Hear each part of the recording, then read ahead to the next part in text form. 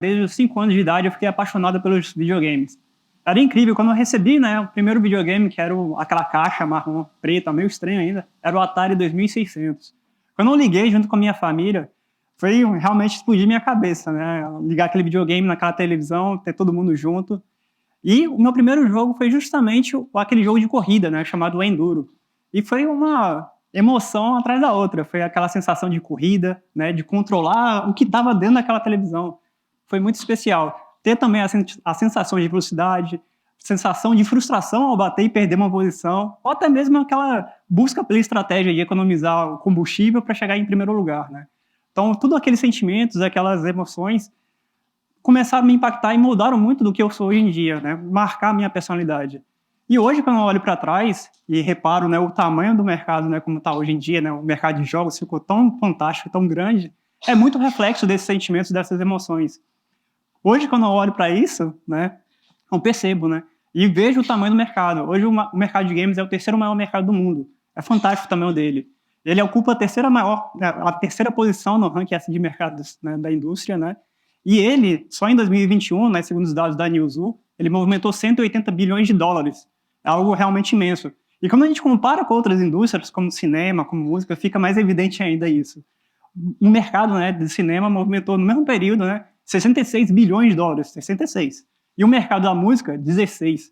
Então, se a gente junta os dois, mal chega perto do mercado de games ainda. É algo absurdo de grande. E tudo isso, claro, tem muito efeito por causa desses sentimentos e dessas coisas que eu falei.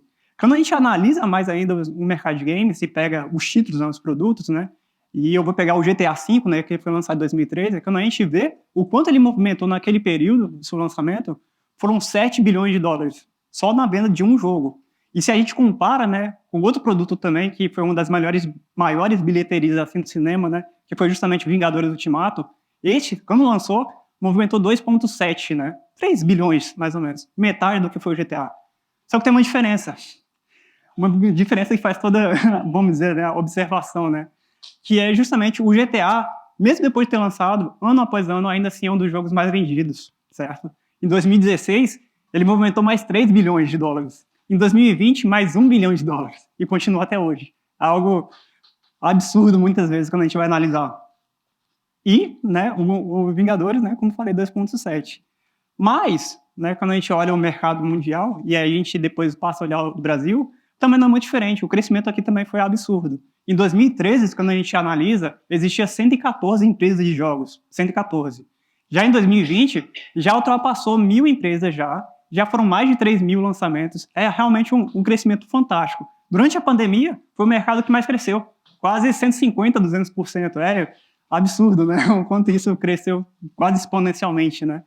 E, claro, né, o Brasil ocupa a 8ª posição, né, no mundo, né, de consumo, né, 8ª posição, e 13º em produção. Então a gente tem até uma boa oportunidade, aí, um gap, né, para alcançar, né, e, enfim, né, começar a ter mais produção, né, aqui no Brasil.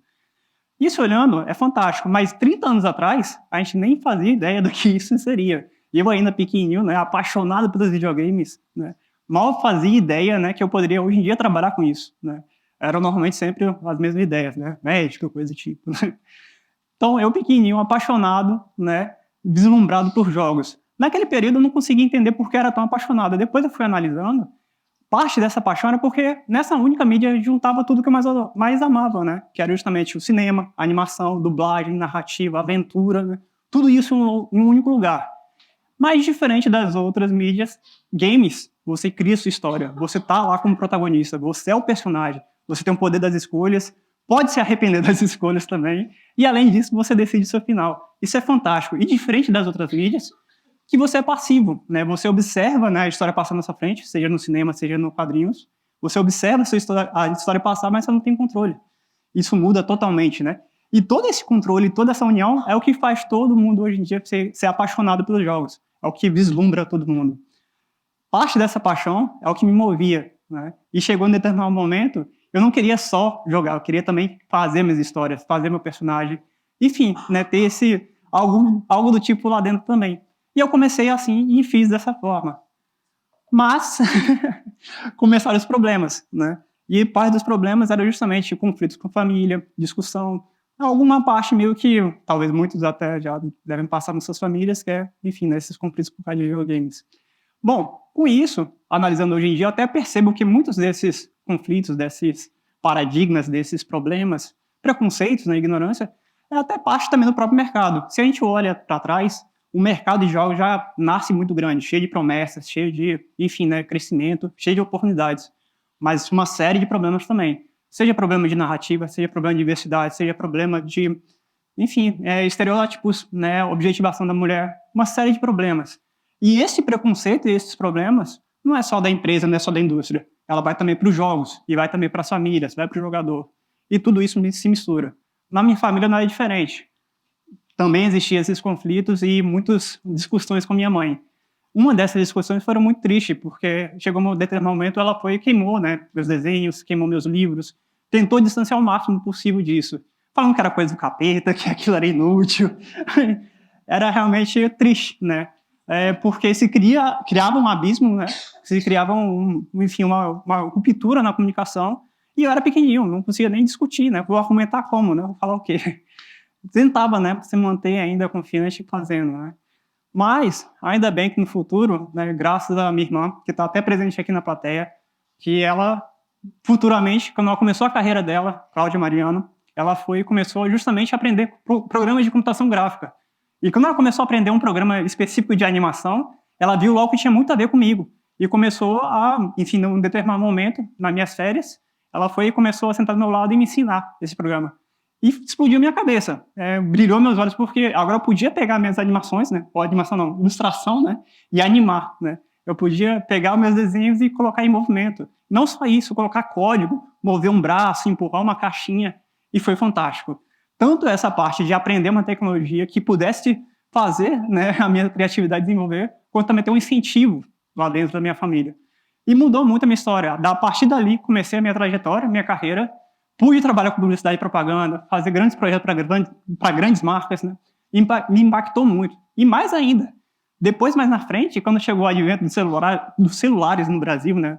Enfim, dessas grandes marcas, eu pude pegar todas essas minhas habilidades, né, e levar o que eu estava fazendo no computador, né, os jogos, para o celular. E aproveitar uma grande onda, né, uma grande oportunidade, o que me fez ganhar dinheiro, e eu pude sair dos meus antigos trabalhos, né? Isso é pedir demissão e abrir minha própria empresa de fazer jogo de celular. E foi incrível tudo isso, ter essa possibilidade, essa liberdade, né, vamos dizer, né? E os conhecimentos, né, se conectando, né? Mas tinha um problema. Eu comecei a perceber que as minhas histórias eram muito reflexos do passado, era muito superficial, faltava alguma coisa. E foi naquele momento que eu conheci o meu atual sócio, que eu também estou feliz de estar aqui com ele, né, que é o Felipe, aqui presente na plateia, que justamente me apresentou um outro universo, que ele me mostrou o embrião do que seria o Projeto Sertão. O Projeto Sertão, ele começa, né, com nós dois conversando muito sobre justamente trazer essas histórias do Brasil, né, histórias muitas vezes, né, apagadas, né, tem vários movimentos, né, revoltas no Brasil, mas são muitas apagadas, distorcidas, seja por ignorância, preconceito, né. Então ele me traz essa ideia, né, a gente começa a conversar, começa a juntar a equipe toda, né, para fazer essa ideia ir para frente. E eu tenho muito orgulho de fazer parte dessa aventura junto com essa galera, com essa equipe, né? A gente já conquistou muita coisa, tá aqui hoje em dia, né? Tem muita coisa ainda para conquistar, mas é realmente incrível como que a gente conseguiu juntar essa galera de talento, né, e fazer isso. O projeto, né, o Projeto Sertão, né, em determinado momento vira justamente a franquia Árida. O Árida surge justamente com um jogo digital que conta a história de Canudos, isso, a história de Canudos, exatamente. E a partir disso, ele introduz, né, através da perspectiva da Cícera, né, uma garota de 13 anos, nordestina, sertaneja, negra, justamente com todos esses valores, né, para contar uma história que é real no Brasil, que é muito importante. Quando a gente junta todo mundo aqui para conversar e discutir, a gente percebe que todo o crescimento da Cícera, da empresa, também tem vários paralelos. Tanto o Cícera, né, começa a amadurecer, a empresa também, e a gente também, né, cada membro da equipe, começa a, vamos dizer, evoluir, né, começa a pegar a visão. E muito disso, a gente começa também, nessas reuniões mesmo, começa a perceber que até mesmo, tanto a gente quanto Cícera, né, quanto a Cícera nasce, a gente não nasce do zero. A gente é reflexo, né, reflexo dos nossos pais, nossas mães, reflexo dos nossos avós, tudo é legado. Tanto o momento histórico, tanto o momento político, tudo isso meio que atravessa a gente e faz a gente ser quem é, sem ser quem é, né?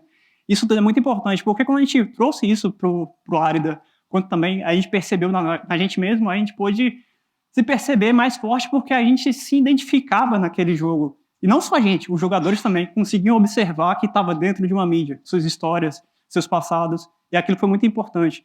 A gente percebeu que aquilo tudo se unia e meio que transformava, né? Os jogos já eram um poder de transformação incrível, mas passava ainda a ser mais ainda, né? Porque a gente reunia todos aqueles valores, todas aquelas percepções, isso tudo foi muito especial. E a gente percebeu que Cícero evoluiu, amadureceu, a gente também, e meio que tudo se cruzava. Toda essa percepção, todas essas, vamos dizer, né, essas travessias, né, nos fez perceber que, quando a gente lançou o Árida, né, que não só o Árida amadureceu, mas a indústria amadureceu, os outros jogos também amadureceram. Vários jogos também puderam experimentar contar novas histórias, explorarem sobre paternidade, sobre luto, sobre perda, sobre amor, né? Vários jogos contando vários tipos de história. E não só isso, tanto essas histórias como também cruzando, né, e atravessando gerações, seja da senhora jogando no banco, né, esperando sua vez na fila, né, para ser atendida, ou até o aluno quando chega empolgado, né, da escola, né, todo lá, enfim, né, querendo justamente jogar e experimentar aquele outro universo, né, e resolver os problemas daquele mundo, né. Então, é realmente uma ferramenta imensa, a gente vê o tamanho do mercado, e com isso eu convido vocês, né, a conhecerem mais o mercado de jogos, conhecerem, né, as produções nacionais, as empresas, quer dizer, não só daqui do Brasil, do mundo todo, conheçam, né, se divirtam, se permitam. Não criem abismo como foi no passado, né, que foi no passado, realmente, minha mãe amadureceu também, mas não crie esses abismos do passado. Crie pontes, né, como foi também com minha irmã. Aproveita as oportunidades, né.